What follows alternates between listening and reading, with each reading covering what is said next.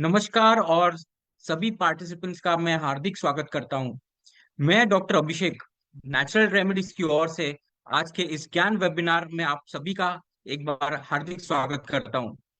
आज का विषय है मॉनसून में डेयरी पशुओं का होने वाली चुनौतियां। मॉनसून का मौसम जहां हरियाली और ठंडक लाता है, वही यह डेयरी पशुओं के स्वास्थ्य और उत्पादकता के लिए भी कई तरह की चुनौतियां भी लेकर आता है, जैसे कि हो संक्रमण, बीमारियां, चारे की गुणवत्ता में गिरावट और प्रजनन संबंधी समस्याएं। तो इसी सभी पहलुओं में पर आज हम मार्गदर्शन करेंगे। हमारे साथ डॉक्टर संजीवनी तेंदुलकर ये सैमवेट रिसर्च फाउंडेशन एंड फाउंडेशन की डायरेक्टर एंड फाउंडर है। उन्हें 20 साल का एक्सपीरियंस है ये वेटनरी फार्मास्यूटिकल कंपनी में, और उन्होंने कई मल्टीनेशनल कंपनियों में काम किया हुआ है। उन्होंने अपना ग्रेजुएशन बॉम्बे वेटनरी कॉलेज से किया हुआ है एंड पोस्ट ग्रेजुएशन उनका एनिमल न्यूट्रिशन में है फ्रॉम आनंद वेटनरी कॉलेज। सो ज्यादा ना समय ना गवाए, हम इस वेबिनार की शुरुआत करते हैं। मैं वेलकम करता हूं डॉक्टर संजीवनी को। So doctor please thank you share your doctor slides. Abhishek. Yes. और मैं सभी पार्टिसिपेंट्स को मैं कहूंगा कि आपके कोई भी क्वेरी हो या कोई डाउट हो तो आप प्लीज क्वेश्चन एंड आंसर्स में आप लिखिए, एंड आखिरी वेबिनार के आखिरी में हम उन्हें एड्रेस करेंगे।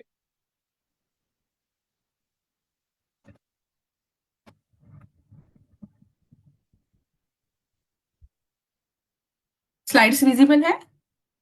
Yes yes. My voice is okay? Yes perfect. Okay, thank you. Thank you doctor Abhishek for introduction. नमस्ते। सभी को नमस्कार। इस सेशन के लिए मैं भी ज़्यादा टाइम नहीं लूँगी एंड वी विल स्टार्ट। हम स्टार्ट करते हैं। तो जैसे कि आज का टॉपिक है मानसून के समय में, जो बरसात के समय में जो चुनौतियाँ आती हैं फार्मर्स को, और उसी साथ पशुओं को जो चुनौतियाँ फेस करनी पड़ती है, तो उसके लिए हम क्या कर सकते हैं। एंड इसमें ये हम देख रहे हैं जो डेयरी एनिमल्स के लिए, तो हमारा मेन जो पर्पस है वो है कि उनका दूध उत्पादन ना कम हो। और ये सारी चुनौतियां इसी को टारगेट करती है कि जैसे ही पशु को कोई तकलीफ होती है तो दूध उत्पादन घट जाता है। तो देखते हैं कि कैसे इसे मतलब क्या क्या तरह की चुनौतियां आती है, क्या क्या समस्याएं होती हैं, और इससे पशु और किसान दोनों कैसे अफेक्ट होते हैं, और हम इससे हम क्या उपाय कर सकते हैं सो दैट कि हम जो दूध उत्पादन है वो बनाए रखें।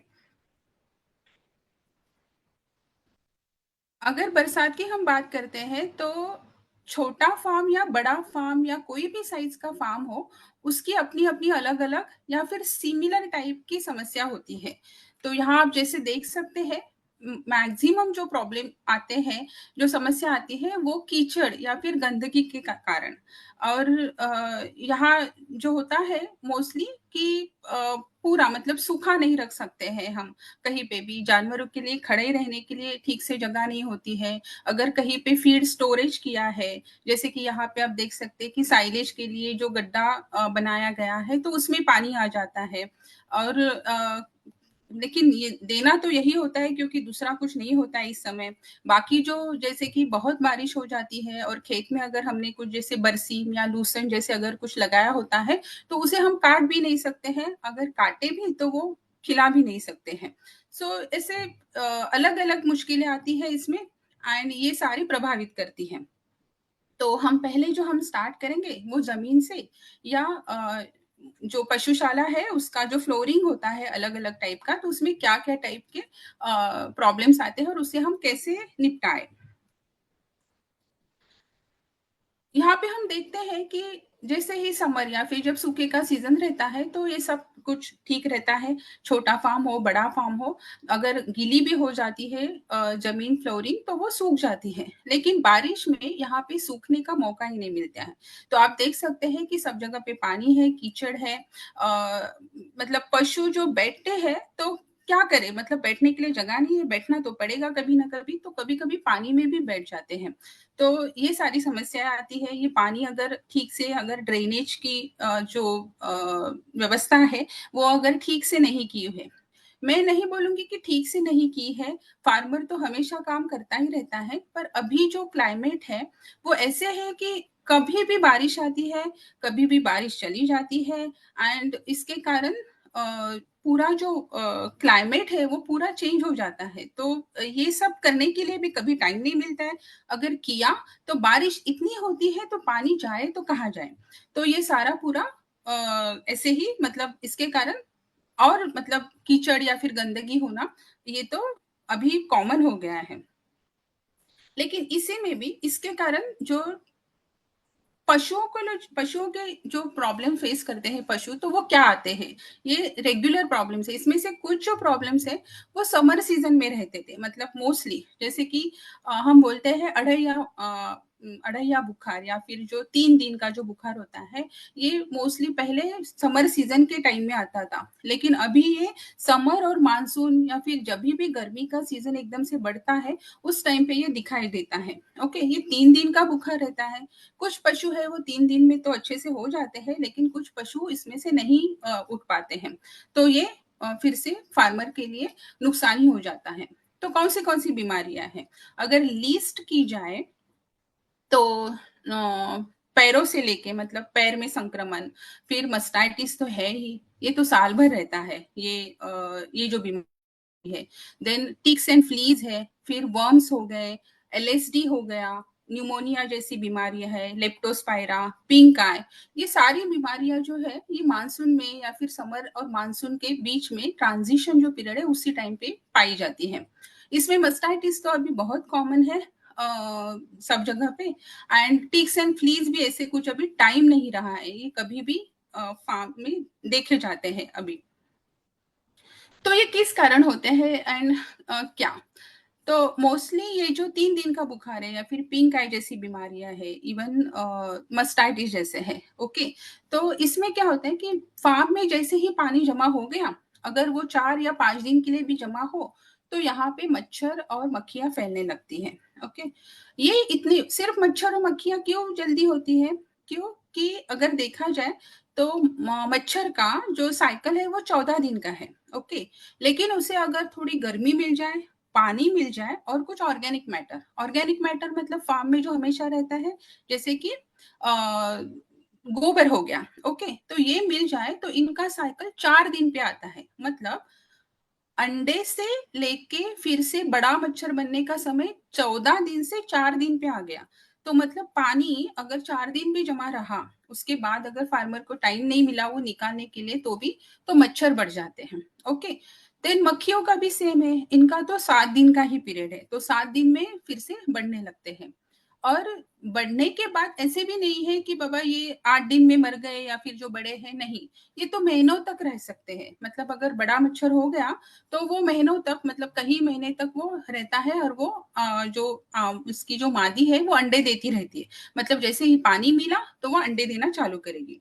तो ये प्रॉब्लम रहता है।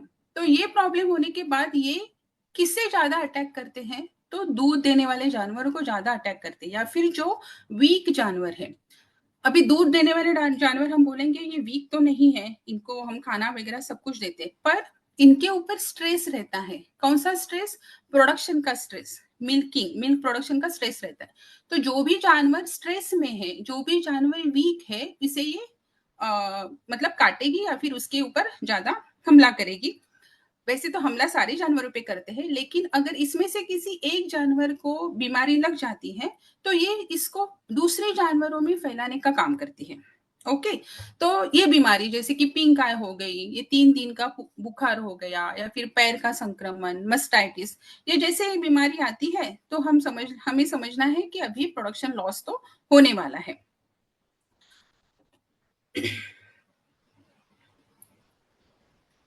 अभी ये हो गया बीमारियों का। दूसरा जो है ये क्या करती है, ये मक्खियां या फिर कोई भी टिक्स है या फिर जो फ्लाइज या फिर जो मक्खियां है वो क्या करती है, इनके कारण एनिमल जो है या फिर जो पशु है वो बहुत मूवमेंट करता है।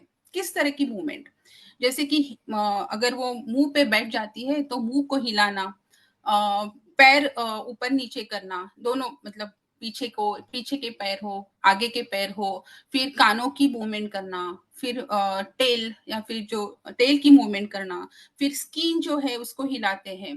तो ये जैसे ही मक्खी वगैरह जो आती है, इनका अगर नॉर्मल टाइम जो होगा उससे कि बहुत गुना ये मूवमेंट बढ़ती है। मतलब अगर मक्खी आ गई तो रोज का अगर सपोज मान के चलिए कि ईयर मूवमेंट जो है वो सपोज मान के चलो 10 बार कर रहे हैं, अगर मक्खी वगैरह होती है या फिर मच्छर होती है तो ये 12 गुना बढ़ जाती है। सेम टेल की जो मूवमेंट रहती है वो 69 टाइम्स मतलब 70 टाइम से बढ़ जाती है।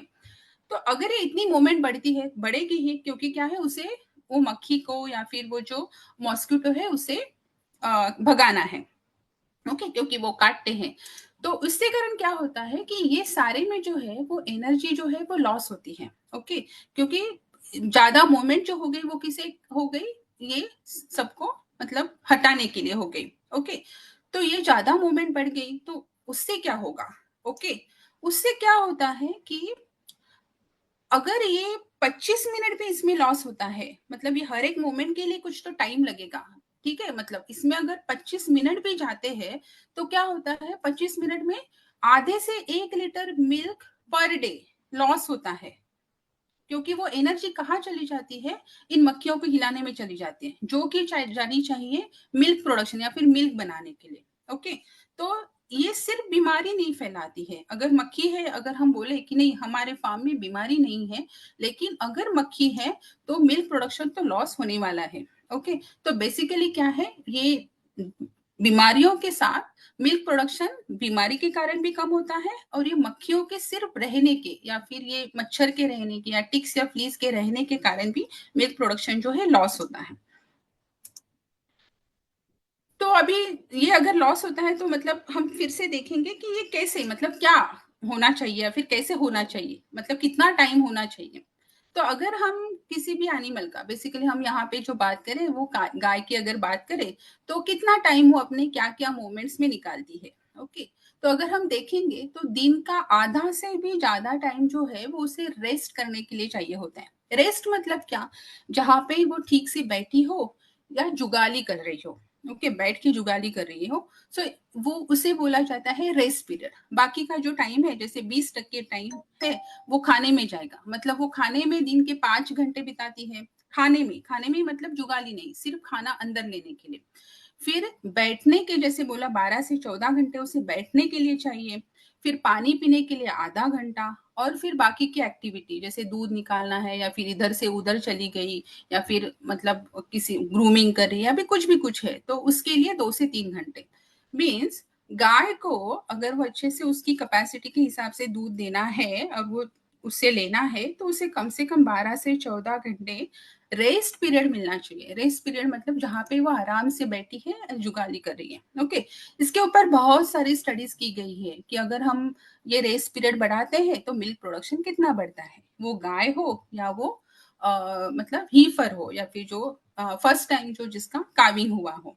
ओके, तो इसीलिए मैंने वो आपको बताया कि अगर टिक्स और फ्लीज को हटाने में उतना टाइम चला जाता है तो मिल्क प्रोडक्शन का लॉस कैसे होता है। तो अगर 1 घंटा भी इसमें से कम हो जाता है, ओके, तो क्या होगा, 1.5 लीटर मिल्क कम हो जाएगा आराम से। तो इसका मतलब अगर हम ये रेस पीरियड 12 से 14 अगर मेंटेन करें तो गाय की कैपेसिटी के हिसाब से हम उसे दूध दे सकते हैं, प्रोवाइडेड उसका खाना एंड बाकी की जो चीजें हैं वो सारी रेगुलर या फिर जो जैसे चाहिए वो चल रही हो। तो क्या किया जा सकता है, अगर हम देखेंगे अभी ये जो है फार्म है, सिंपल छोटा सा फार्म है, यहाँ पे देखेंगे कि ये जो गाय है वो ठीक से बैठी है। आप देख सकते हैं कि हर एक गाय में अपने आप से उन्होंने डिस्टेंस रखा है, मतलब वो चिपक के नहीं बैठी है। कोई भी जानवर अगर जरूरत नहीं है, जरूरत इन द सेंस व्हाट, अगर वो हीट में है तो ही किसी वो जानवर के पास जाती है, या फिर कोई है वो दूध पीने वाला है तो ही वो उसे अपने नजदीक लेती है।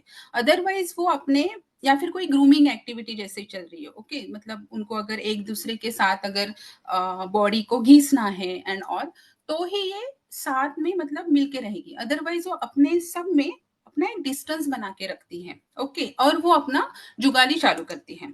तो दिस इज रेस्टफुल पोस्चर बोल सकते हैं।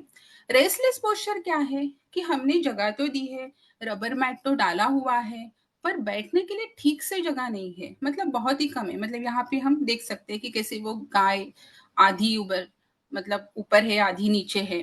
तो ये रेस्टफुल, अब यहाँ पे देख सकते हैं कि जगह तो है दोनों के बीच में, लेकिन this is not a rest, मतलब रेस्टिंग पोस्चर हम बोल सकते हैं। रेस्टफुल पोस्चर हम देखेंगे यहाँ पे कि कैसे बैठते हैं जानवर आराम से, कोई खा रहा है, कोई बैठ रहा है। What is restless posture? यहाँ पे देखेंगे कि भीड़ इतनी है, किसी भी कारण हो भीड़, अगर या तो जगह नहीं हो या फिर सूखी जगह ना हो, फ्लोर नहीं हो, कुछ भी हो, क्या है, दो भैंसों के, दो भैंसे नीचे बैठी है, उसके बीच में ये जानवर, मतलब ये जो भैंस है वो खड़ी है। So this is also not a rest, मतलब restful posture.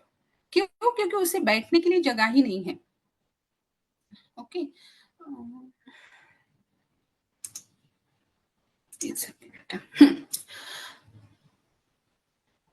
Abhishek, my voice is coming right? Yes, yes, it is clear. हाँ, ओके फाइन।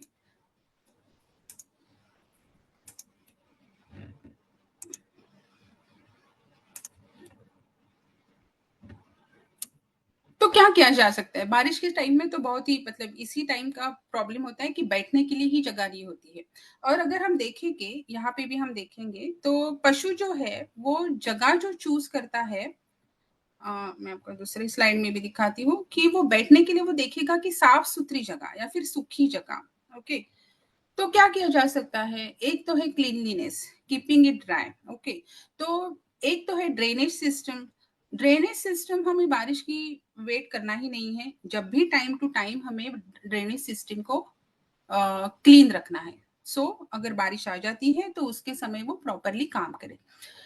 प्रॉपर स्लोप्स, मतलब अगर जो भी हम शेड बना रहे हैं जानवर के लिए, तो उसमें स्लोप इस तरह से बनाए रखे कि वो पानी निकल जाए, लेकिन वो स्लीपरी भी ना हो और वो जानवर के लिए भी उचित हो। मतलब ज्यादा स्लोप रखेंगे तो भी जानवर के लिए प्रॉब्लम आ सकते हैं। अगर हमें पता है कि यहाँ पे पानी आता है, तो जब हम शेड का कंस्ट्रक्शन करते हैं तो उसी टाइम पे थोड़ा सा ऊंची जगह पे करें या फिर उसे ऊंचा करके ही करें। ओके, स्प्रेइंग ऑफ इंसेक्टिसाइड्स, मतलब अगर जहाँ पे भी ठहरा हुआ पानी है, हमें लगता है कि ये हम पानी को हम नहीं निकाल सकते हैं या फिर यहाँ पे थोड़ा टाइम लगेगा निकालने के लिए, जो भी कुछ है, तो अगर हो सके तो वहां पे उसके ऊपर कोई मक्खियों को भगाने के लिए या फिर वो इंसेक्टिसाइड छोड़ दो। या कुछ भी नहीं कर सकते हैं तो वहां पे थोड़ा सा डीजल या फिर केरोसिन जैसे पानी में डाल के उसके ऊपर स्प्रे करो। ये मैं गंदे पानी के बारे में बोल रही हूँ, पानी पीने वाला पानी नहीं। ओके, तो ये जब अगर हम डालेंगे, ये करेंगे, तो इससे क्या, वो स्मेल के कारण या इसके कारण वो मक्खियाँ या फिर मच्छर नहीं आते हैं। तो ये गंदे पानी के ऊपर हो, इससे भी अगर पॉसिबल हो तो जानवरों के लिए मॉस्किटो नेट्स, ये बहुत जगह पे मैंने देखे हैं कि जहाँ पे बहुत ही प्रॉब्लम है कि पानी जाता ही नहीं है, मे बी बिकॉज ऑफ कि आजू बाजू के जो फार्म्स है वो ऐसे है कि पानी निकलता ही नहीं है वहां से। तो वहां पे क्या करते हैं, तो वो सीधा जानवरों के लिए मॉस्किटो नेट्स लगा देते हैं, क्योंकि कितना भी आप कुछ भी करो, ये इंसेक्टिसाइड्स भी डालो, तो मच्छर जाते ही नहीं है। तो ये दूसरा है कि इंसेक्ट रिपेलेंट फ्यूम्स कर सकते हैं। कुछ फार्मर्स जो है वो धुआं करते हैं, मतलब शाम के समय या फिर जिस समय मच्छर जो ज्यादा रहते हैं तो उस समय धुआं करते हैं। कई जगह पे रबर मैट्स यूज करते हैं, पर रबर मैट भी अगर हम यूज कर रहे हैं तो भी हमें देखना चाहिए कि वो ड्राई कैसे रहे, कि वो सूखे रहे, वो पानी में नहीं रहने चाहिए, फिर उसका मतलब अदरवाइज कुछ प्रॉब्लम, मतलब कुछ फायदा नहीं होता है। या अगर हम रबर मैट रखते भी है तो उसे टाइम टू टाइम क्लीन करें या फिर वहां पे इंसेक्टिसाइड स्प्रे करें, अदरवाइज वो ब्रीडिंग प्लेसेस बन जाती है, किसके लिए, टिक्स और फ्लीस के लिए, उन्हें अच्छी तरह से अच्छी जगह मिल जाती है। यहाँ पे हम देख सकते हैं ये फार्म है, बारिश के टाइम में सब बाकी सब जगह पे गीला हुआ है। तो फार्मर्स क्या करते हैं, बहुत बार मतलब ये जानवर क्या करते हैं, जहां पे सूखा है वहां पे इकट्ठा हो जाते हैं। यहाँ पे देखेंगे बहुत सारे जो पशु है वो खड़े हुए हैं, पर वो जगह सूखी है इसीलिए वो है। ओके, तो ऐसे बहुत सारे, अगर खुला फार्म हो और मतलब मतलब फार्म के अंदर, शेड के अंदर भी पानी हो और थोड़ी अगर धूप भी निकल आए, तो फार्म में हम मतलब कुछ मतलब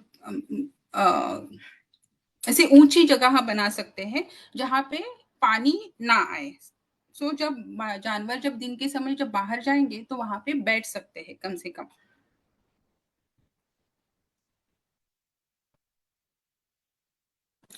और दूसरी बात जो जैसे है वो बहुत सारे फार्मर्स फॉलो करते ही है कि ये गंदगी जब होती है फार्म्स में या फिर फ्लोर पे जब गंदगी होती है तो उसके कारण जब जानवर नीचे बैठते हैं ज्यादा करके जो थोड़े क्या बोल सकते हैं जिनका मतलब 3 या 4 के ऊपर वो व्यायी हो तो उनमें क्या होता है कि मिल्क अगर मिल्क का प्रोडक्शन भी ज्यादा हो उनका तो मिल्क लीकेज हो जाता है। मतलब अगर दूध ठीक से नहीं निकाला है पूरा खाली नहीं किया है या फिर अभी दूध निकालने का समय हो गया है तो उसके पहले लीकेज होने लगते हैं। अगर ऐसे जानवर नीचे बैठ जाता है गंदे फ्लोर पे तो उसमें मस्टाइटिस होने के चांसेस तो होते ही होते हैं। तो बहुत बार फार्मर जो है वो क्या करते हैं मतलब आप भी प्रैक्टिस करते होंगे कि जब भी उन्हें दूध निकालना है फिर दूध निकालने का जो समय है उस टाइम पे मिल्किंग के टाइम पे कॉन्सेंट्रेट्स देते हैं या फिर टीएमआर है जो वो भी देते हैं। उसके बाद क्या है कि वो इस तरह से देना चाहिए कि ज्यादा से ज्यादा मतलब जो 4 या 5 साल के मतलब जो जानवर है मतलब 4 या 5 साल बाद ब्याए हुए हैं ऐसे जानवर है तो उन्हें कम से कम 45 मिनट्स तक तो खड़ा रहना चाहिए। क्यों खड़ा रहना चाहिए? क्योंकि जो दूध निकलता है जो थान है उसका जो छिद्र होता है जिससे जहाँ से दूध निकलता है उसे बंद होने के लिए प्रॉपर बंद होने के लिए बूढ़े जानवरों में टाइम लगता है। नॉर्मली ये 30 मिनट में बंद हो जाता है अगर यंग जानवर है या मतलब 1 या 2 ही बार कोई ब्याया हुआ है। लेकिन जो ज्यादा दूध देने वाले हैं और बूढ़े जानवर है उनमें टाइम लगता है। तो अगर वो ओपन रहेगा तो उसमें से जीवाणु जाने के बाद उसमें से मस्टाइटिस जैसी बीमारियां हो सकती है। तो उस समय उसे खाना दिलाए। अभी क्या होता है कि हम उसे ज्यादा कॉन्सेंट्रेट भी नहीं दे सकते हैं मतलब उसका जो डिसाइडेड कॉन्सेंट्रेट है उतना उतना ही देना है। तो क्या करें तो उसे थोड़ा सा मतलब घास के साथ या फिर सूखे चारे के साथ मिक्स करके दे दें। वो धीरे धीरे खाए और खत्म करे इतने टाइम में। देन हम क्या कर सकते हैं कि टीट डिप्स का प्रयोग कर सकते हैं यहाँ पे जब जब हमें पता है कि गंदगी होती है या फिर मतलब क्लीन करना पॉसिबल नहीं होता है एवरी टाइम। तो यहाँ पे मतलब एवरी अदर टाइम में भी टीट डिप्स का यूज करना इम्पोर्टेंट है। देन ड्राई और क्लीन स्पेस की तो हमने बात की है। दूसरा जो प्रॉब्लम आता है जैसे कि क्लोज शेड है। क्लोज शेड मतलब जो बंद है और जहाँ पे सिर्फ खिड़कियां बनी होती है और दरवाजे होते हैं लेकिन बाकी पूरा शेड क्लोज रहता है।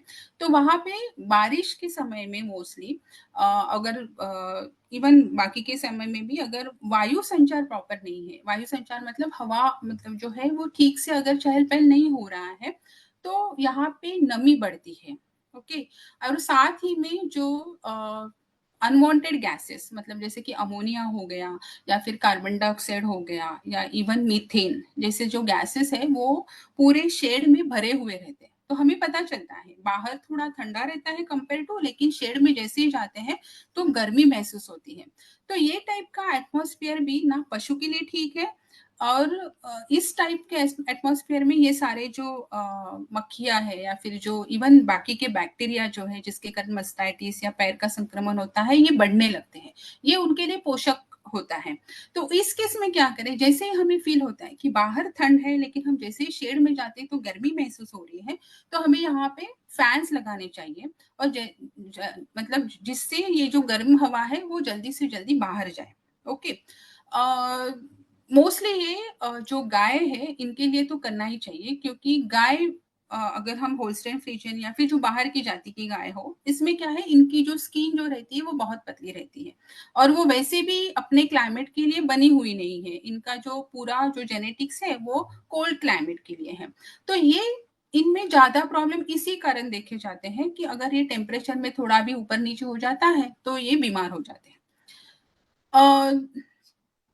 दूसरा जो है कि जैसे कि काफ है या फिर जो बछड़े हैं तो ये ज्यादा सफर होते हैं अगर जो ज़मीन है वो मतलब गीली हो या फिर बहुत ठंडा हो गई हो या फिर जैसे कंक्रीट फ्लोर हो, अगर उसके ऊपर ये बच्चे हैं तो इनमें न्यूमोनिया के प्रॉब्लम्स होते हैं।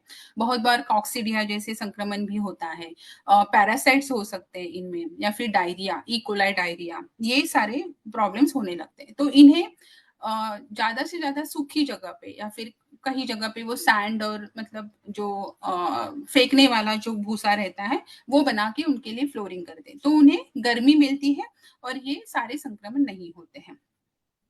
देन अगर कोई शेड का रिपेयर का काम वगैरह हो तो बारिश के पहले ही वो खत्म करना चाहिए। उसी के साथ जो वैक्सीनेशन आते हैं जैसे कि एचएस, एफएमडी, अगर बीक्यू अगर एरिया में है तो, या फिर अंथ्रैक्स, इससे वेल एडवांस मतलब बारिश की मतलब राह देखनी नहीं है, उसके पहले ही इसको लगाना है, सो दैट जैसे ही बारिश आती है या फिर जैसे ही इस इवन एलएसडी ऑल्सो, जैसे ही इनका सीजन आता है तो उसके पहले पशुओं में उसकी जो रोग प्रतिरोधक क्षमता है वो डेवलप हो चुकी हो और वो पशु इसके लिए फिर मतलब वो प्रॉब्लम ना आए।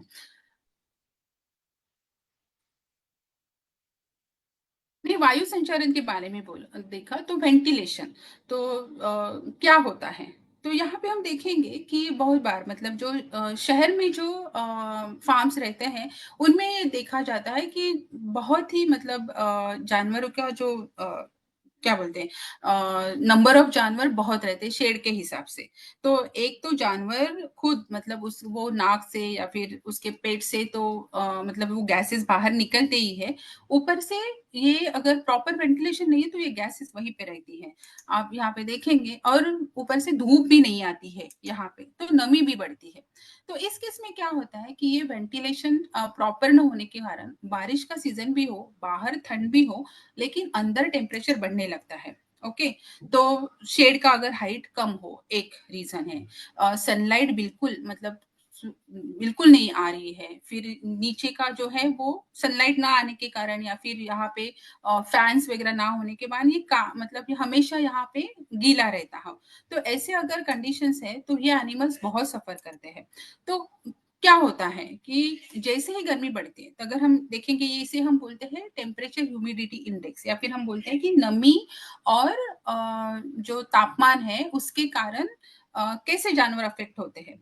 तो अगर मान के चलिए कि रेगुलर टेम्परेचर अगर हम देखा जाए तो अगर 21 डिग्री है, लेकिन अगर नमी का प्रमाण जैसे बढ़ने लगता है तो ये टेम्परेचर आपको ज्यादा दिखेगा। मतलब अगर 21 है, अगर ह्यूमिडिटी 0 है तो ये टेम्परेचर एक्चुअल में 18 ही फील होता है। और अगर जैसे ही ह्यूमिडिटी बढ़ती है, मान के चलो 70 या 80 ह्यूमिडिटी है, तो उस केस में क्या होगा कि टेम्परेचर बढ़ जाएगा, 21 का 22 हो जाएगा। अभी सेम वे अगर टेम्परेचर 35 है, 35 है और अगर ह्यूमिडिटी बढ़ जाती है तो 35 में हम देखेंगे जो एक्चुअल महसूस होता है टेम्परेचर वो है 46 डिग्रीज। ओके, तो ये जो कलर कोड है जैसे कि ये जो ब्लू कोड है, तो उसमें क्या है कि दिस इज ओके, मतलब ये टेम्परेचर फाइन है ये गाय के लिए। अगर ग्रीन है तो हम बोल सकते हैं कि अगर इसमें अगर ज्यादा ये ऐसे ही टेम्परेचर पर है तो जानवर में प्रॉब्लम्स आना चालू हो जाते हैं। येलो और रेड जो है वो अगर कायम है तो यहाँ पे हमेशा कोई ना कोई बीमारी होती ही होगी। अगर बीमारी नहीं है तो प्रोडक्शन भी कम हो जाता है ना। क्यों कम हो जाता है? जैसे ही टेम्परेचर 25 से 40 तक जाता है, ओके, 40 कहाँ पे टेम्परेचर आ गया अगर हम देखेंगे तो बाहर का टेम्परेचर 38 है और ह्यूमिडिटी 30 है, तो हम देखते हैं कि 40 हो गया। तो नमी का इतना इफेक्ट होता है, तो अगर 40 तक ये टेम्परेचर गया तो क्या होता है कि जानवर खाना कम कर देता है। ओके, फिर उसकी जुगाली करने का टाइम ही कम हो जाता है। क्यों? क्योंकि उसे खड़ा रहना पड़ता है, बैठ के वो प्रॉपर सांस नहीं ले पाते हैं। ऊपर से ये जो गर्मी बनाने वाले जैसे कि अमोनिया जैसे गैसेस हैं वो नीचे की सतह पे रहते हैं। ओके, ये थोड़े हेवी गैसेस होते हैं, तो यहाँ पे जानवर को बैठ के सांस लेना मुश्किल हो जाता है, तो जानवर खड़ा रहता है। जानवर खड़ा रह के जो रूमिनेशन या फिर जुगाली करता है वो इतना इफेक्टिव नहीं होता है जितना वो बैठ के करता है। ओके, तो उसका रूमिनेशन या फिर जुगाली करने की एक्टिविटी है वो कम हो जाती है और पैर पे ऊपर खड़ा रहना बढ़ जाता है। तो ये स्ट्रेस आता है जानवर के ऊपर, क्योंकि ये 400-500 किलो का जानवर, मानो कि उसको 4 पैर है, फिर भी उसको वो इतना वेट लेके खड़ा रहना है। ड्रिंकिंग वाटर मतलब पानी पीने का बढ़ जाता है। जैसे ही पानी पीने का बढ़ेगा तो क्या होगा कि फर्स्ट ऑफ ऑल वो खाना कम करेगा, क्योंकि पेट में जगह तो उतनी ही है, वो नहीं बढ़ने वाली है। और अगर पानी ज़्यादा हो गया तो क्या होता है कि डाइजेशन के प्रॉब्लम्स आने लगते हैं। फिर लोकोमोशन मतलब वो घूमना नहीं चाहेगा जानवर, कि जाने दो, मतलब नहीं, अगर मैं धूप में जाता हूँ या मतलब जाएँगे तो क्या होगा कि मतलब और एक्टिविटी बढ़ जाती है, तो वो उसका लोकोमोशन भी कम हो जाता है। तो ये सारी चीज़ें, थोड़ा-सा भी टेम्परेचर और थोड़ा-सा भी नमी, बेसिकली अगर नमी बढ़ जाती है, क्योंकि नमी हम कंट्रोल कर सकते हैं, टेम्परेचर के ऊपर हमारा कंट्रोल नहीं है, नमी के ऊपर हमारा कंट्रोल है। तो हमें शेड ऐसे बनाना चाहिए कि जहाँ पे नमी ज़्यादा एक्यूमुलेट होके ना रहे।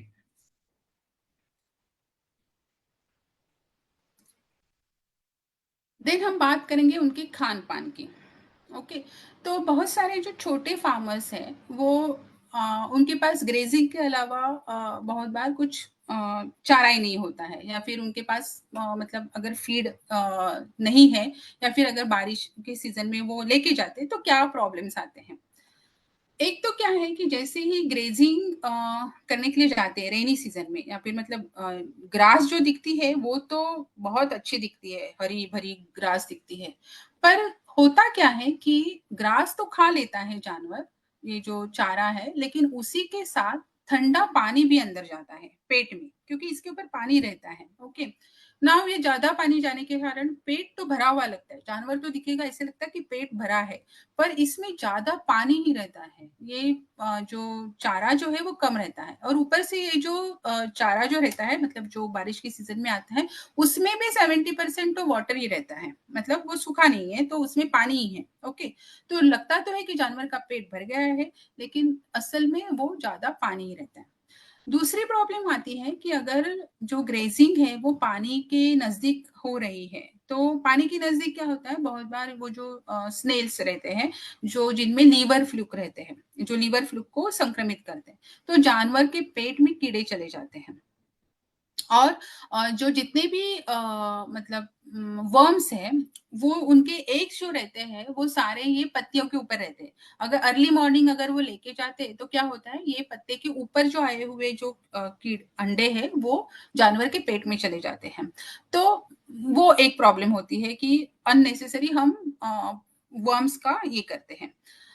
बहुत बार क्या होता है कि अगर सूखा पड़ा हो और उसके बाद बारिश हो गई, तो एकदम से मतलब ग्रास एकदम अच्छे से ग्रीन वगैरह दिखने लगती है। इसमें अगर कभी-कभी मतलब खेत में अगर जाए, तो जहाँ पे अगर जैसे ज्वारी हो गई या फिर बाकी के भी जैसे ग्रासेस होते हैं, वो आते हैं, हरे-भरे दिखते हैं। इसमें क्या होता है कि कभी-कभी नाइट्रेट्स, ओके, नाइट्रेट्स जैसे अनवांटेड, या फिर हम बोलते हैं एंटी न्यूट्रिशनल, मतलब इससे कोई न्यूट्रिशन नहीं मिलता है, पर वो प्रॉब्लम करते हैं, तो वो नाइट्रेट्स रहते हैं। अगर ज्यादा नाइट्रेट्स होगा तो वहां पे जानवर मतलब मरने की संभावना ज्यादा रहती है। लेकिन कम ग्रेड में भी नाइट्रेट्स अगर जाते हैं, अगर हम उसे बोलते हैं सब क्लिनिकल लेवल पे भी नाइट्रेट्स अगर जाते हैं, तो वो डाइजेशन में प्रॉब्लम करते हैं। देन इनका मेन जो प्रॉब्लम होता है वो ऑक्सीजन की मात्रा कम कर देते हैं ब्लड में। तो अगर पशु गाभन हो तो एबॉर्शन के चांसेस होते हैं। तो ऐसे लगता है कि नहीं, कुछ नहीं, जानवर तो बस लेके गए थे बाहर और आ गया, एंड उसके बाद अबॉर्शन हो गया। तो रीजन ये है, मतलब जानवर ठीक लगता है, जानवर में कुछ प्रॉब्लम नहीं लगता है, बट ऑक्सीजन की मात्रा कम होने के कारण वो बच्चे को ऑक्सीजन नहीं मिल पाता है, और वहां पे अबॉर्शन होता है। तो ये अगर हम ग्रेजिंग करना ही है, तो जो दुधारू पशु है या फिर जो प्रेग्नेंट एनिमल, उन्हें नहीं लेके जाना चाहिए। या क्या कर सकते हैं कि अगर आपको लगता है कि ग्रास बाहर अच्छा है, मेरे पास दूसरा कुछ चारा नहीं है, तो आप काट के लेके आए उसे, और उसे एक दिन के लिए रात भर सूखा है, और दूसरे दिन जब हम देंगे तो उसे सूखे चारे के साथ मिक्स करके, जैसे कि चने का भूसा हो गया, मूंगफली का भूसा, जो भी कोई भूसा हो हमारे पास, उसमें मिक्स करके दे दें। तो क्या होगा, एक तो पानी कम जाएगा, सेकंड ऐसे अगर कुछ प्रॉब्लम है तो नाइट्रोस वो कम हो जाएगी, पर परजीवी या फिर ये जो वर्म्स है, इनका प्रॉब्लम फिर भी रहता है। ओके, तो ये हो गया अगर हम ग्रेजिंग के लिए लेके जाते हैं। अगर स्टोर्ड फीड है तो क्या करें, तो इसमें क्या प्रॉब्लम्स आते हैं, पहले ही वो देखेंगे। बहुत बार क्या होता है कि खूब सारे फार्म्स में कॉन्सेंट्रेट्स जो है वो ऐसे भिगो के दिए जाते हैं। ओके, अभी भिगो के जब देते हैं तो अगर वो फ्रेश है तो कुछ प्रॉब्लम नहीं है, लेकिन अगर गर्मी बढ़ गई है, ओके, और ऐसी कोई मक्का है या फिर जो भी है जिसमें माइकोटॉक्सिन्स या फिर कोई टॉक्सिन्स अगर है, तो वो क्या होता है कि वो मल्टीपल हो जाते हैं। अगर हम थोड़ा टाइम भी इसे यहाँ पे रखते हैं तो ये क्या होता है, मल्टीपल हो जाते हैं। तो इससे कारण क्या होता है कि माइकोटॉक्सिन जो है वो बॉडी में चले जाते हैं। ओके, यहाँ पे हम देखते हैं अगर हमने जैसे कि कोई भी आइदर साइलेज हो या फिर कभी कभी होता है कि ग्रीन जो ग्रास रहते हैं या फिर नेपियर है या फिर जौर है या फिर इवन मकई है, जो हम काट के अगर हम रखते हैं, बहुत दिन के लिए रखते हैं, तो क्या होता है इसमें ऐसे फंगस ग्रो होने लगता है। अभी ये फंगस थोड़ा सा भी, मतलब अभी हमने ये तो निकाल दिया, लेकिन हमने ये व्हाइट निकाला, इसका मतलब ये नहीं कि इसके बाजू में नहीं है, ये पहले ही वो बाकी इसमें चला गया है, क्योंकि ये क्या है, फिर से ये जैसे जैसे बैक्टीरिया या फिर फंगस है वैसे ये ग्रो करता रहेगा सब जगह पे, तो ये फैलता है और ये अंदर जाने के बाद उसके प्रॉब्लम करने लगता है। इसके कारण ये क्या करता है, फर्स्ट ऑफ ऑल एक तो जानवर के जो डाइजेशन की जो सिस्टम है उसे अफेक्ट करता है। सेकंड क्या करता है कि ये जो माइक्रोटॉक्सिन जो जाते हैं बॉडी में वो इम्यून सिस्टम को अफेक्ट करते हैं, तो जानवर बीमारियों मतलब बीमारी होने लगती है जानवर में और प्रोडक्शन लॉस होता है। तीसरा होता है कि यहाँ पे हम देखेंगे कि पानी की जैसे है यहाँ पे, तो ये यहाँ पे पूरा मतलब फंगस या फिर ये जमा होता है। अगर साइलेज भी है, साइलेज पीट जैसे है, तो यहाँ पे पानी अगर चला गया तो ये पूरा खराब होने लगता है। हम देखते ये बहुत बार हम देखते हैं फार्म में। तो क्या करना चाहिए, एक तो है ऐसे अगर हम पानी में डाल के कोई कॉन्सेंट्रेट खिलाना चाहते हैं तो ट्राई करें कि वो इमीडिएटली दे दे, उसे बना के मत रखे। ओके, उसे फर्मेंट मत करें, मतलब अगर हम रखेंगे तो क्या होता है, जैसे मैंने बोला अगर नमी है फार्म में, ओके, तो फर्मेंटेशन जल्दी हो जाएगा, तो वो अवॉइड कीजिए। जिस टाइम खिलाना है उसी टाइम पानी में डाल के दे दें। जब हम खिलाएंगे तो देखिए कि जैसे कि आप ये इतने पार्ट में हमें अगर दिख रहा है तो उसके बाजू का बहुत बड़ा जो पार्ट है वो निकाल के फेंक दें। अगर हम साइलेज निकाल रहे हैं तो साइलेज की ये जो मतलब स्टार्टिंग की जो लेयर है पूरा उसको पूरा निकालना चाहिए। ऐसे नहीं कि बस जो खराब हुआ दिख रहा है वो निकालना है, नहीं, जो पूरा एक बड़ा सा लेयर आपको निकाल के फेंक देना होगा। अगर पानी की जितनी भी जगह है, इवन फीड अगर हम भिगो के दे रहे हैं तो वो सारी जो जगह है उसे हम चूने से हमें पेंट करना चाहिए। बट याद रखिए कि अगर आप चूने से पेंट कर रहे हैं तो अगर आपकी गाभीन जानवर है जैसे कि लास्ट 3 मंथ्स ऑफ प्रेगनेंसी में है तो उन्हें ऐसे पानी मत खिलाएं, उन्हें अलग से आप किसी बकेट में या फिर खिलाएं, क्योंकि ज्यादा कैल्शियम उनके शरीर में नहीं जाना चाहिए। लेकिन बाकी जानवरों के लिए आप ये जरूर कर सकते हैं, वहां पे आप चूने, इवन ये चूना हम वॉल पे भी लगा सकते हैं। तो वहां पे क्या है, जैसे ही चूना हम वॉल पे लगाते हैं तो वो जैसे कि बाकी के कीटक या बैक्टीरिया जो है तो वो ग्रो नहीं होते वहां पे। तो ये है। तीसरी बात है कि अभी हमें दिख रहा है कि हमने जो स्टोर किया हुआ है फिर इसमें तो ये प्रॉब्लम है ही, तो ये तो निकाल के फेंक देना ही है। उसी के साथ जानवर को टॉक्सिन बाइंडर्स जो आते हैं वो देने चाहिए। टॉक्सिन बाइंडर्स बहुत सारे कंपनी के अवेलेबल रहते हैं, जो अच्छा है वो आप उसे दे सकते हैं। तो क्या होगा, अगर टॉक्सिन हमें नहीं दिख रहा है लेकिन अगर फिर से चला गया है तो उसे बाइंड करेंगे और फिर जानवर को उसकी तकलीफ नहीं होगी। तो अगर खान-पान के अगर हम देखें तो क्या-क्या करें? तो सबसे पहले जो इम्पोर्टेंट है क्वालिटी, फीड का जो क्वालिटी है वो क्या? एक अब जब जैसे हमने देखा कि एक तो ड्राई ज़्यादा खिलाना है, क्योंकि अगर पानी हम ज़्यादा खिलाएँगे तो क्या होगा, बारिश के मौसम में डाइजेशन की प्रॉब्लम बहुत आते हैं। फिर जहाँ पे फंगस वगैरह लगा है, हमें दिख रहा है कि फीड खराब है, तो ऐसे टाइप का नहीं खिलाना चाहिए। अगर हमें लगता है कि ओके थोड़ा सा ही है एंड ऑल, तो वहां पे टॉक्सिन बाइंडर को खिलाना है। ओके, अगर फीड हम स्टोर करते हैं तो हमें पता है कि यहाँ पे बारिश में प्रॉब्लम होती है, तो ट्राई कीजिए कि वो ऊपर मतलब ऊंचे जगह पे स्टोर करके रखें। अगर फीड में मिट्टी चली गई हो या फिर मिट्टी का पानी चला गया हो तो अवॉइड करें कि ऐसा फीड जानवर को ना दे। बहुत बार क्या होता है कि कुछ फार्म्स में जहाँ पे फार्म है उसका फार्म का जितना भी गंदा पानी मतलब जो गोबर वाला पानी या फिर जानवरों को धोया हुआ जो भी जितना भी पानी है, वो सारा पानी सीधा खेत में चला जाता है, जहाँ पे ये जानवर के लिए हम ग्रासेस ग्रो करते हैं, नेपियर हो या फिर जो भी कोई ग्रासेस है वो ग्रो करते हो। ओके, अभी क्या होता है कि हम सोचते हैं कि हमने जानवर को क्या कीड़े मारने वाली दवा तो दे दी है। ओके, तो इनमें प्रॉब्लम नहीं आएगा, लेकिन अगर हम कीड़े जो वर्म्स रहते हैं उनका अगर हम साइकिल देखें तो मिनिमम 21 डेज का तो मिनिमम साइकिल रहता है इनका, जो वर्म्स पेट के जो कीड़े होते हैं। ओके, तो ये पानी इनके हम जैसे ही कुछ अभी ये कुछ जो दवाइयाँ होती है वो क्या करती है, वो सिर्फ एडल्ट मतलब जो बड़े वर्म्स है उसके ऊपर ही काम करती है, तो अंडे जो है वो वैसे के वैसे गोबर में चले जाते हैं। अब ये अंडे जब ये फार्म्स में जाएंगे तो वो वहां पे क्या होगा, वैसे ही रहेंगे इनमें, क्योंकि उनके ऊपर तो कुछ हुआ ही नहीं है। ये अंडे फिर ये ग्रास के पत्ते के ऊपर आ जाते हैं, जैसे हम इन्हें काटते हैं और खिलाते हैं तो फिर से हम साथ में ये अंडे भी जानवर को खिलाते हैं।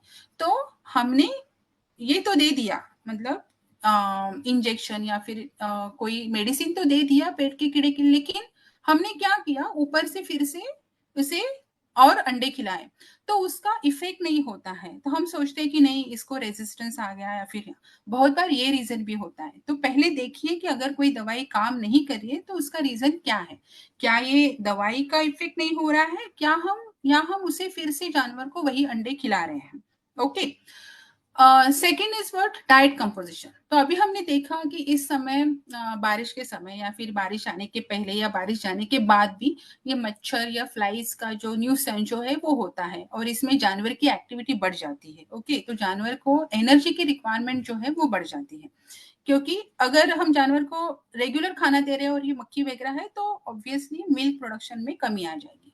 तो इस समय एनर्जी बढ़ाए, आप उसे एक्स्ट्रा कॉन्सेंट्रेट्स दे सकते हैं, जैसे कि मेज या बार्ली हो गया, या बाइफस फायर दे सकते हैं। ओके, आप अपने जो पशु तज्ञ हैं आपके नजदीक वाले उनसे बात करके या आप हिसाब में इसे बढ़ा सकते हैं। बाईपास प्रोटीन आप बढ़ाइए, क्योंकि दिस इज ऑल्सो ये भी रिक्वायर्ड होता है। प्रोटीन ना जस्ट सिर्फ दूध के लिए रिक्वायर्ड है, पर जानवर की रोग प्रतिरोधक जो क्षमता है उसे बढ़ाने के लिए काम आता है। मिनरल्स को सप्लीमेंट करना चाहिए, क्योंकि क्या होता है कि जैसे ही अगर हम कुछ बहुत ही ग्रीन या फिर जैसे कि बाहर का कुछ ग्रास है वो हम खिलाते हैं तो उसमें क्या होता है, पानी ज्यादा होने के कारण जानवर बहुत मतलब यूरिन जो है वो बहुत होती होती है जानवर को, तो इसमें तो अच्छे मतलब जो मिनरल्स है, इंपॉर्टेंट मिनरल्स है वो चले जाते हैं, तो उसको रिप्लेनिश करना बहुत इंपॉर्टेंट है। कभी कभार जानवर में डायरिया होता है, जानवर नॉर्मल दिखता है बट जो गोबर जो है वो बहुत पतला आता है, तो ऐसा जब पतला गोबर आता है तो उस टाइम पे भी बहुत सारे मिनरल्स जो है वो उनका लॉस हो जाता है, तो इस टाइम पे हमें मिनरल्स अच्छे से सप्लीमेंट करने चाहिए। इनफैक्ट मैं बोलूंगी कि जो दूध देने वाले जानवर है या अच्छे दूध देने वाले जानवर है उन्हें बहुत मतलब जो पुअर क्वालिटी वाले जो ग्रासेस वो देने ही नहीं चाहिए, या फिर जो बहुत ग्रीन दिख रहे हैं ऐसे ग्रासेस देने ही नहीं चाहिए। अगर आप देना चाहते हैं तो उसको थोड़ा सुखाइए, ओवरनाइट एक रात में सुखाइए और फिर उसे उन्हें दे दीजिए। पानी, अभी पानी तो फिर भी बारिश में पानी तो लगता ही है, लेकिन ट्राई टू गिव कि फ्रेश या फिर क्लीन वाटर हो, या फिर जैसे मैंने बोला कि जहाँ पे जो पानी का जो टंकी है या वो है जहाँ पे चूना वगैरह लगा के अच्छा क्लीन वाटर दे दो। ड्रेनेज का मतलब प्रॉपर से मतलब अगर पानी की जगह पे कोई ड्रेन मतलब कहने का मतलब ये है कि गंदा पानी इसमें मिक्स नहीं होना चाहिए किसी भी तरह से। हेल्थ एंड इम्यूनिटी के लिए आप यीस्ट वगैरह खिला सकते हैं, प्रोबायोटिक्स खिला सकते हैं, बहुत हर्बल सप्लीमेंट्स आते हैं वो दे सकते हैं। रेगुलरली डीवर्म करें।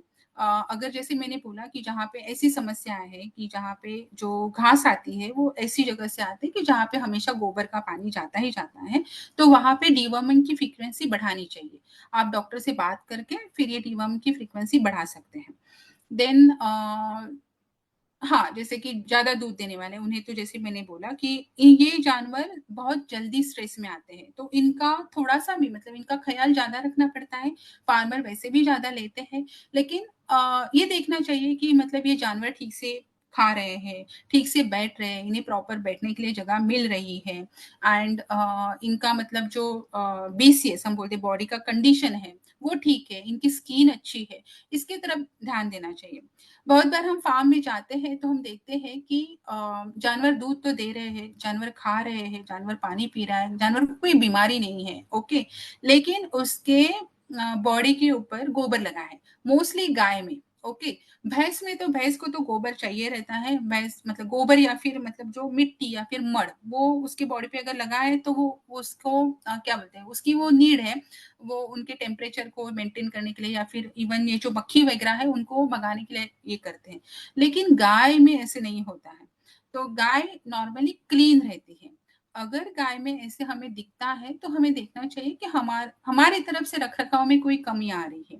जानवर दूध देता है, सब कुछ होता है, लेकिन क्या होता है कि वो उसके पोटेंशियल के हिसाब से नहीं देता है, क्योंकि उसकी इम्यूनिटी या फिर थोड़ा कहीं ना कहीं तो प्रॉब्लम होता है जानवर में। जो हेल्दी जानवर है वो आपको हमेशा क्लीन दिखेगा, ही विल मतलब वो गाय जो है वो अपने खुद को क्लीन रखने की देखती है, क्योंकि वो ऐसी जगह में जाती ही नहीं बैठने की जहाँ पे उसे कीचड़ लगे, ओके। लेकिन अगर उसके पास कोई मतलब हमने ऑप्शन दिया ही नहीं है, मतलब उसको ठीक तरह से बैठने के लिए जगह ही नहीं है, तो ऐसे जानवर में हमें देखेंगे कि कीचड़ लगा हुआ होता है या गंदगी रहती है। अभी यहाँ पे जैसे फिर से अगर हम मतलब समराइज किए जाए तो हम क्या कर सकते हैं। एक तो है वैक्सीनेशन का, जैसे मैंने बोला कि डिफरेंट जो वैक्सीन आते हैं उसका टीका जो है वो टाइम टू टाइम लगाए, मोस्टली बिफोर मानसून लगाए, ताकि मानसून के टाइम पे ये बीमारी आने से पहले ही जानवर इससे प्रोटेक्टेड रहे। जहाँ पे जो बीमारियां आती है वो अपने डॉक्टर से बात करके वो वैक्सीन आप लगा सकते हैं। वैक्सीन लगने के बाद बहुत बार फार्मर्स बोलते हैं कि दूध कम हो जाता है या फिर फीवर आ जाता है। अगर वैक्सीन लगने के बाद ऐसी कोई आ रही है तो उसे हम मतलब क्या बोल सकते हैं, उसे हम मैनेज कर सकते हैं, ओके। अगर या 2 या 3 बार अगर आता ही है, मतलब 2-3 दिन के लिए आता भी है तो वो ठीक है, मतलब रादर देन जो बीमारी होने से अच्छा, ओके, तो वो ज़रूर देना चाहिए। पैरासाइट कंट्रोल या फिर वर्म्स का कंट्रोल, जैसे मैंने बोला कि डिवर्मिंग वैसे भी 3 मंथ्स में हम बोलते ही हैं कि करनी चाहिए। लेकिन जैसे मैंने बोला कि परिस्थिति के अनुसार हम ये जो शेड्यूल है वो चेंज कर सकते हैं, या फिर हम ये जो दवाई है वो चेंज कर सकते हैं कि कौन सी क्या दवाई देनी है। टिक्स एंड फ्ली कंट्रोल के लिए जैसे स्प्रेइंग वगैरह जो है, और जैसे मैंने बोला कि अगर हम रबर मैट्स वगैरह जैसी चीजें यूज कर रहे हैं या फिर फार्म में ऐसे ही कुछ चीजें पड़ी हुई है वो बहुत दिनों से हिला ही नहीं है, तो वो सब हिला के वहां पे स्प्रे करना बहुत जरूरी है। हाइजीन एंड शेल्टर मैनेजमेंट में वो जैसे मैंने बोला कि लाइम पाउडर मतलब चूना लगाना, जो इवन शेड्स के वॉल के ऊपर चूना लगाना, या फिर पानी का जहाँ पे या फिर फीड का जहाँ पे है वहां पे चूने से पेंट करना जरूरी है। जो भी गाय है तो उनको क्लीन रखना है मोस्टली, अगर एंड जब मिल्किंग के टाइम और मिल्किंग के बाद भी डीपिंग करना है, ओके।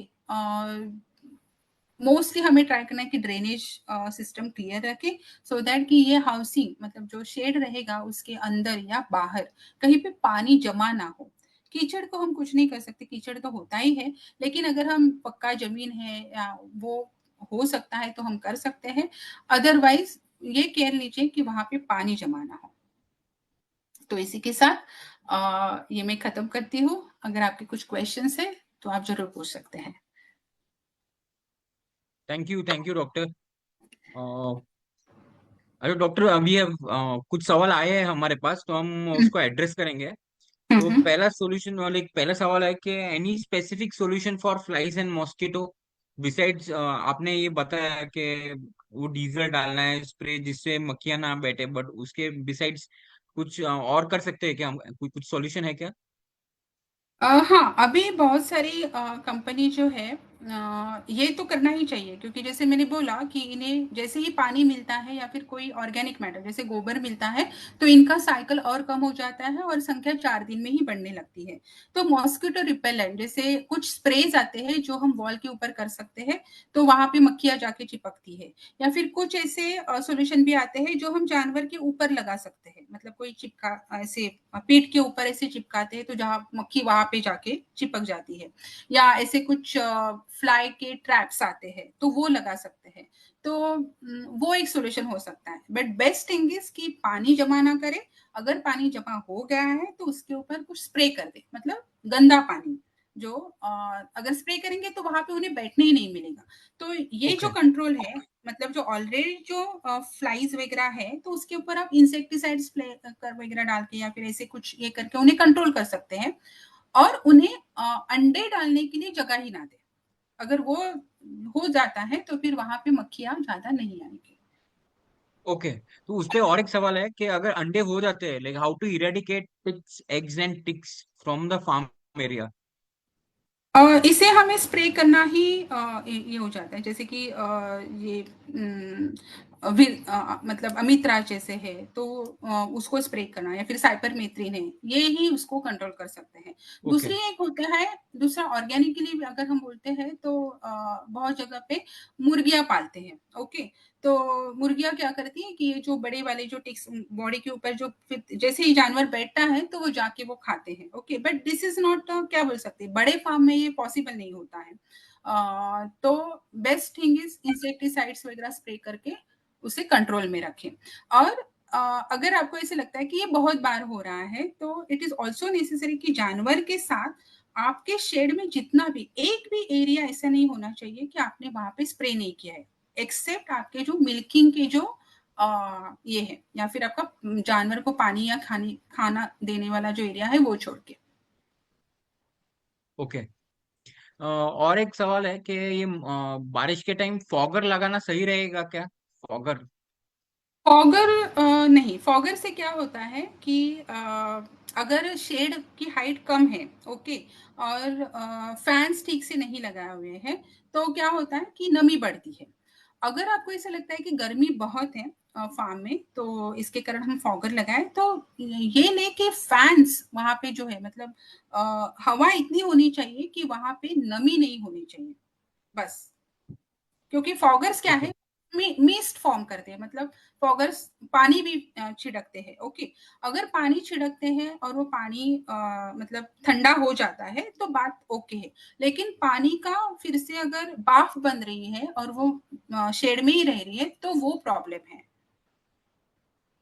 मतलब ओके। फॉगर के साथ फैंस होना भी बहुत इंपॉर्टेंट है। ओके। और एक सवाल है डॉक्टर, एक पूछा आपने, एक स्लाइड में बताया था आपने कि डूज एंड डोंट्स में कि डोंट रिलाई ऑन ग्रेजिंग बारिश के टाइम अभी, because poor quality grass. So any identify कर सकते कि ये पुअर क्वालिटी ग्रास है, या कुछ ऐसे कुछ आइडेंटिफाई कर सकते हैं हम लोग फील्ड में? देखिए, अगर हमने पाश्चर बनाया हुआ है, मतलब कहीं जगह पे जैसे कि कोई ग्रासेस रहते हैं, जैसे कि गिनी ग्रास हो गया, पैरा ग्रास हो गया, तो ये क्या है, ग्रेजिंग के लिए यूज किए जाते हैं, मतलब specially for making the Pasteur. तो वहां पे क्या है ना, ये हमें पता है कि ये घास हमने लगाई हुई है स्पेशली फॉर द जानवरों के लिए। लेकिन जैसे कि कोई भी, मतलब जहां पे हम आइडेंटिफाई नहीं कर सकते, जहां पे मिक्स ग्रासेस रहते हैं, ओके, तो वहां पे प्रॉब्लम आ सकती है। क्योंकि ये जितनी भी जो ग्रासेस बनाई हुई है जानवरों के लिए, जैसे कि नेपियर हो गया, हाइब्रिड नेपियर हो गया, जायंट नेपियर हो गया, पैराग्रास हो गया, या फिर म्यूलाटो, बहुत सारी जो ग्रासेस है, ओके, इनको प्रॉपरली ब्रीड किया गया है ताकि उसमें प्रोटीन या एनर्जी की जो, या फिर फाइबर, जितना भी अच्छा फाइबर हो, उसकी मात्रा प्रॉपरली मेंटेन रहती है। ओके, और वो एक अलग तरीके से उन्हें लगाया जाता है, फिर उनको कल्टीवेट किया जाता है। लेकिन ये जो मतलब क्या बोलते हैं उसको, जो अम, मतलब जो जंगली जो आते हैं, मतलब जिसे हम जानते नहीं है कौन सी ग्रासेस है और वो मिक्स रहते हैं, तो इसमें प्रॉब्लम्स की समस्याएं ज्यादा रहती है। तो ऐसे ग्रासेस ओके। को नहीं खिलाना चाहिए। सेकेंड थिंग इज व्हाट, कि आप देख सकते हैं कभी कभी कि जहाँ पे लीचिंग होता है। लीचिंग मतलब क्या है कि मान के चलिए फार्म किसी, आपका जो शेड जो है वो फार्मिंग एरिया में है, ओके, आजू बाजू में जो है वो घास या धान की खेती होती है। तो वहां पे बहुत बार क्या होता है, यूरिया या फिर सुफला या फिर जैसे कि यूज किया जाता है। जैसे ही बारिश होती है तो क्या होती है, ये सारी जो फर्टिलाइजर्स है, वो जहाँ पे एक जगह पे आती है, मतलब स्लोप के हिसाब से जहाँ पे पानी बह के जाएगा तो वहां पे जमा होती है। तो आप देखेंगे कि वहां पे आप देख सकते हैं कि अगर वहां पे ऐसी किसी एरिया में जहाँ पे पानी इकट्ठा जमा होता है, या फिर ऐसे दूसरी खेतों से जहाँ पे आ रहा है पानी, तो वो जो ग्रास है ना वो एकदम डार्क ग्रीन हो जाती है। वो क्यों ग्रीन हो जाती है? क्योंकि वो फर्टिलाइजर्स की जो लीचिंग, हम बोलते हैं उसे लीचिंग ऑफ न्यूट्रिएंट्स, जो बाजू के खेतों से जितने भी फर्टिलाइजर्स थे वो बारिश में वो सारे जमा हो गए, वो एक ही जगह पे हो गए, तो ये एकदम से ग्रीन लगती है। तो ऐसी वाली घास नहीं, मतलब फ्रेश कट करके अवॉइड करनी चाहिए। अगर आपको वही खिलानी है तो उसे सुखाए, मतलब एक रात के लिए सुखाए कट करके, और उसे सूखी घास में मिक्स करके फिर खिलाएं। ओके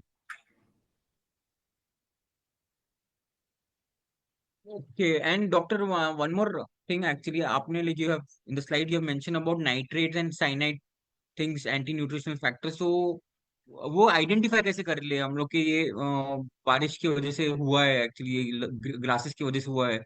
ऐसे आइडेंटिफाई कर सकते हैं क्या हम लोग? Yes yes.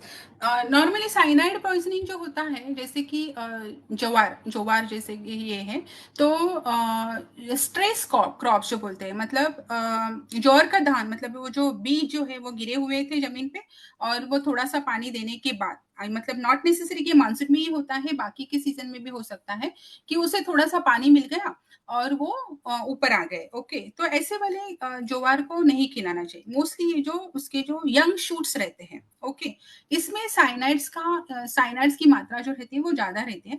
अगर ऐसी घास जानवर ज्यादा खा लेता है तो वहां पे इमीडिएट डेथ जैसे प्रॉब्लम होते हैं।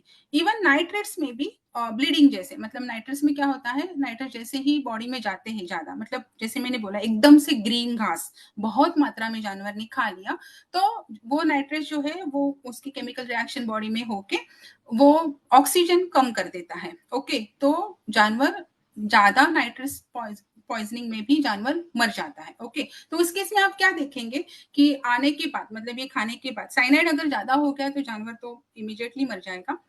नाइट्रस में क्या होता है कि हम आप देखेंगे कि खाना, मतलब जानवर ने खा लिया पूरा ये सब, तो वो उसका पेट जैसे फूल जाता है। ओके, देन क्या होता है कि ये मिल्क प्रोडक्शन वगैरह वो तो बात की ही बात है इसकी, ये जो है, लेकिन बहुत, मतलब जोर से सांस लेना, ओके, फिर आप अगर आंख की जो म्यूकस मेम्ब्रेन जो है, ओके, वो थोड़े से ब्लू या फिर ऐसे ग्रेइश जैसे हो जाते हैं। जोर से आप देख सकते हैं कि उसकी जो हार्ट की जो मूवमेंट है वो फास्ट हो गई है, या फिर जानवर ऐसे लपट के चल रहा है, जानवर सांस नहीं ले पा रहा है। तो ये सारी चीजें हो जाती है कि नाइट्रेट्स अगर ज्यादा मात्रा में हो गए हैं। कम मात्रा में अगर रोज थोड़े थोड़े नाइट्रेट्स जा रहे हैं तो क्या होगा, फीड इनटेक कम होगा, मिल्क प्रोडक्शन तो होगा ही। आप देख सकते हैं जैसे मैंने बोला कि अबॉर्शन के चांसेस बढ़ जाते हैं।